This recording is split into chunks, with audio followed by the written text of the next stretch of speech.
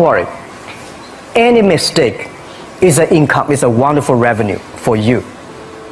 So I tell myself and told my young people, before 20 years old, be a good student. When you do entrepreneur, just learn some experience. Before 30 years old, follow somebody. Go to a small company. Normally in a big company, it is good to learn processing. You are a part of a big machine. But when you go to a small company, you learn the passion, you learn the dreams. You learn how to do a lot of things at one time. So before 30 years old, it's not which company you go, it's which boss you follow. It's very important. A good boss teaches you differently. And from 30 to 40 years old, you have to think very clearly when you're working for yourself. If you really want to be an entrepreneur.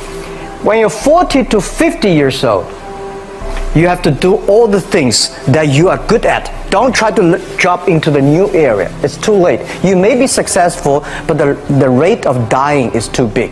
So 40 to 50, think about how can focus on things that you are good at.